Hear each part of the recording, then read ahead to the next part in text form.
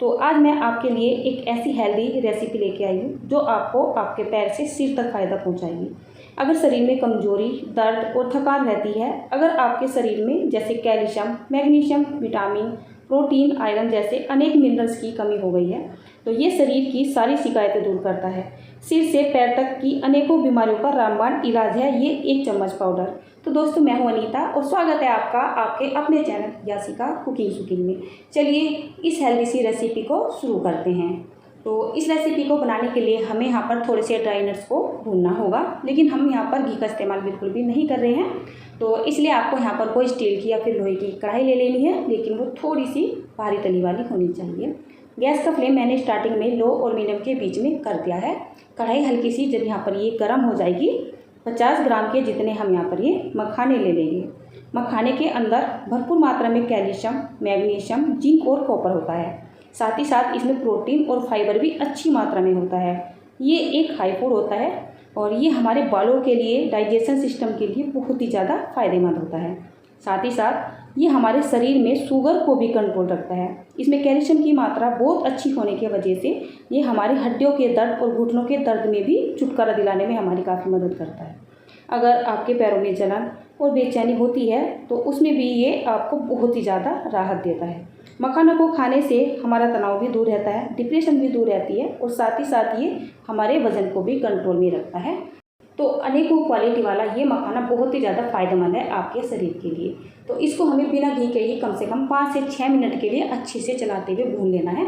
चलाते चलाते इसको हमें छोड़ना नहीं है, नहीं तो क्या होगा, नीचे ये लग सकता है। तो जब ये इस तरीके से हल्का सा आपको क्रिस्पी नज़र आने लगेगा तो इसको हमें निकाल लेना है। मखाना अगर घी के साथ भुना जाता है बस 1 ही मिनट में भून जाता है, लेकिन जब इसको बिना घी के भुना जाता है तो ये भूनने में थोड़ा सा टाइम लेता है। तो चलिए इसको मैंने निकाल लिया है। यहाँ पर ये मैंने 100 ग्राम के जितनी कच्ची मूंगफली ले ली है। अगर आपको कच्ची मूंगफली नहीं मिल रही है तब आप यहाँ पर भुनी हुई मूंगफली का इस्तेमाल कर सकते हैं, लेकिन अगर आप यहाँ पर भुनी हुई मूंगफली का इस्तेमाल कर रहे हैं तो आप 100 ग्राम की जगह 50 ग्राम ही लीजिएगा। इसमें ज़रूरी विटामिन और बहुत सारे पोषक तत्व होते हैं। साथ ही साथ इसमें कैलोरी, कार्ब्स, वसा और फाइबर भी होते हैं। कच्ची मूंगफली में एंटीऑक्सीडेंट होते हैं जो बॉडी की कोशिकाओं को मुक्त कणों से होने वाले नुकसान से बचाते हैं। मूंगफली कोलेस्ट्रॉल फ्री होती है, तो इसको खाने से आपको कोई भी नुकसान नहीं होने वाला है। लेकिन इसको हमें बहुत ज़्यादा नहीं भूनना है, बस हल्का सा ही भूनना है। जब इसके ऊपर का ये छिलका हल्का सा तिड़का वासा नज़र आने लगेगा, बस तब तक इसको भून लेना है और बस यहाँ पर निकाल देना है। उसके बाद मैं यहाँ पर 50 ग्राम के जितने बादाम ले रही हूँ। बादाम को विटामिन, मिनरल्स और फाइबर का सबसे अच्छा सोर्स माना जाता है। इनको खाने से हमारे शरीर की हड्डियाँ मजबूत, दिमाग तेज़ होता है, ब्लड शुगर भी हमारा कंट्रोल में रहता है। ये हमारे हार्ट के लिए बहुत ही ज़्यादा फायदेमंद होते हैं। इनका रेगुलर इस्तेमाल करने से कोलेस्ट्रॉल लेवल कंट्रोल में रहता है। दिल, दिमाग और स्किन के लिए बहुत ज़्यादा फायदेमंद होते हैं। तो इनको भी हमें 4 से 5 मिनट के लिए अच्छा सा क्रिस्पी होने तक भून लेना है। यहाँ पर मैं ड्राई नट्स इसलिए भून रही हूँ ताकि ये पीसने में आसानी रहे। तो ये अच्छे से भून के तैयार हो चुके हैं, इनको भी हम निकाल लेते हैं। उसके बाद बारी आती है यहाँ पर खसखस की। ये बहुत छोटे छोटे दाने होते हैं और कहीं भी ग्रोसरी शॉप पे आपको आसानी से मिल जाएंगे। 2 चम्मच यानी कि 50 ग्राम के जितने मैं यहाँ पर ये खसखस ले रही हूँ। देखने में ये ऐसी लगती है जैसे राई होती है, लेकिन राई थोड़ी सी जो है काली काली होती है, लेकिन ये वाइट वाइट होती है और बहुत ही छोटे छोटे दाने होते हैं। या फिर चौलाई तो आपने देखी होगी, बिल्कुल चौलाई के जैसी ये देखने में लगती है। खसखस में अच्छी मात्रा में कैल्शियम, थायमिन और मैग्नीशियम होता है। साथ ही साथ इसमें ओमेगा एसिड 3 फैटी एसिड भी होता है। तो इनको भी हमें 1 से 2 मिनट के लिए, जब तक ये अच्छे से चटक ना जाए, हल्की सी फूली फूली ना हो जाए और इनका हल्का सा कलर चेंज ना हो जाए, इनको हमें भून लेना है। इनका यहाँ पर मॉइस्चर भी निकल चुका है और जितना मुझे भूनना था यहाँ पर ये भून भी चुकी है। तो चलिए इनको भी हम निकाल लेते हैं। उसके बाद यहाँ पर बारी आती है काजू की। तो 50 ग्राम के जितने मैं यहाँ पर काजू ले रही हूँ। काजू में कुछ आवश्यक मिनरल्स जैसे copper, magnesium, zinc, iron, vitamin के और विटामिन भी बहुत अच्छी मात्रा में होता है। इनका नियमित रूप से सेवन करने से कोलेस्ट्रॉल और ब्लड प्रेशर का लेवल सही रहता है। हृदय रोग होने की संभावना भी बहुत ज़्यादा कम हो जाती है। साथ ही साथ इनको खाने से हमारे शरीर में ऊर्जा भी मिलती है। तो बहुत सारे मिनरल्स होते हैं इन सभी ड्राई नट्स में। तो इनको भी हमें अच्छा सा क्रिस्पी होने तक भून लेना है। तो जो काजू है वो भी भून के हमारे तैयार हो चुके हैं। तो चलिए इनको भी निकाल लेते हैं। तो मूंगफली यहाँ पर ठंडी हो चुकी है और ठंडा होने के बाद इनका छिलका आसानी से उतर जाता है। तो इनका छिलका उतारने के लिए चाहे तो आप इनको हाथ से ही रगड़ दें, और अगर आपको हाथ से रगड़ने में कोई प्रॉब्लम है, मतलब रगड़ी नहीं जा रही हैं, तो इस तरीके का जैसे पोटैटो मैशर होता है उससे इस तरीके से रगड़ सकते हैं। तो पोटैटो मैशर से इनका छिलका बहुत ही आसानी से उतर जाता है। तो यहाँ पर ये मैंने सभी छिलका उतार के और इनको अच्छे से फटक के रख लिया है। तो मूँगफली भी हमारी तैयार हो चुकी है। उसके बाद मैंने यहाँ पर ये एक मिक्सी का जार ले लिया है।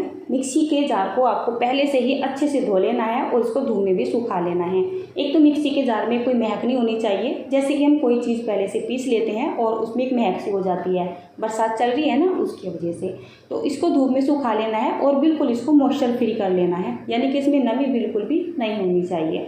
उसके बाद जितने हमने यहाँ पर ये ड्राई नट्स वगैरह लिए थे इनको अच्छा सा ठंडा कर लेना है और इस मिक्सी के जार में डाल देना है। तो यहाँ पर ये मैंने सभी चीज़ें डाल दी हैं और इनको अच्छे से हम पीस लेते हैं। तो ये देखिए, इसको हमें बिल्कुल बढ़िया फाइन पीस के तैयार करना है। तो यहाँ पर जो है ये पीस चुकी है। उसके बाद हम यहाँ पर थोड़ा सा सामान ऐड करेंगे। एक छोटा चम्मच ही मैं यहाँ पर ले रही हूँ सौंठ, यानी कि ड्राई जिंजर। ये एक पेन किलर मसाला होता है जो कि हमारी रसोई में आसानी से अवेलेबल होता है। इसमें मैं यहाँ पर ले रही हूँ 1 चम्मच के जितनी अजवाइन। अजवाइन हमारी हेल्थ के लिए बहुत अच्छी होती है। इससे एक तो हमारा डाइजेशन सिस्टम जो होता है वो अच्छा रहता है, और साथ ही साथ ये छोटे मोटे जैसे कफ कोल्ड वगैरह होते हैं उसमें भी बहुत ज़्यादा राहत देती है। उसके बाद बारी आती है यहाँ पर मीठा डालने की। अगर आप यहाँ पर मीठा डालना चाहें तो डाल सकते हैं, अगर यहाँ पर स्किप करना चाहें तो स्किप भी कर सकते हैं। जैसे हम इसको दूध में डाल के पियेंगे तो साथ ही साथ भी आप डाल सकते हैं, नहीं तो इकट्ठा भी डाल के रख सकते हैं। मेरे पास ये बूरा रखी हुई थी तो मैं यहाँ पर 100 ग्राम के जितनी बूरा ले रही हूँ। बूरे की जगह आप यहाँ पर मिश्री डाल लोगे या फिर जो देसी खांड होती है वो डाल लोगे तो ज़्यादा बेहतर रहेगा। मेरे पास ना तो देसी खांड थी और ना ही मिश्री थी, इसलिए मैंने मीठे की जगह यहाँ पर ये बूरा डाल दिया है। इसको डालने के बाद इसे एक बार हल्का सा फिर से चला लेते हैं। तो ये लीजिए, ये हमारा बहुत ही ज़्यादा हेल्दी पाउडर बनके तैयार हो चुका है। तो चलिए इसको अब हम ट्रांसफ़र कर लेते हैं। ट्रांसफ़र करने के लिए आपको कोई भी मॉइस्चर फ्री डब्बा कंटेनर ले लेना है, चाहे तो आप स्टील का ले लें, चाहे आप प्लास्टिक का ले लें या फिर आप कांच का ले लें। क्योंकि ये जो पाउडर है एकदम सूखा है, इसमें कोई नमी वगैरह नहीं है, तो आप इसे प्लास्टिक के डब्बे में भी रख सकते हैं। ये मैं एक प्लास्टिक के डब्बे में इसको निकाल रही हूँ और इसको आप एक बार बनाकर 1 से 1.5 महीने के लिए फ्रिज में आराम से स्टोर करके रख सकते हो। तो ये लीजिए, इसको मैंने स्टोर तो कर दिया है। अब इसको आपको खाना किस तरीके से वो भी आपको बताती हूँ। तो यहाँ पर ये मैंने गिलास ले लिया है, इसमें दूध डाल लेंगे। आप चाहे तो यहाँ पर गर्म दूध ले लें, गुनगुना दूध ले लें या फिर ठंडा दूध भी ले सकते हैं। मैंने तो यहाँ पर ये ठंडा ही दूध ले लिया है क्योंकि गर्मी का टेम्परेचर बहुत ज़्यादा है। तो अगर आप बड़े के लिए ये दूध बना रहे हो तो 1 गिलास दूध में एक अच्छा सा चम्मच भर के डाल के और अच्छे से मिला के दे दीजिए। और अगर आप बच्चों के लिए बना रहे हो, जैसे 8-10 साल तक के बच्चे होते हैं, उनके लिए आप आधा चम्मच के जितना ही ये पाउडर डाल के दें। बहुत ज़्यादा हेल्दी होता है और एक दवाई के रूप में हमारी बॉडी में ये काम करता है।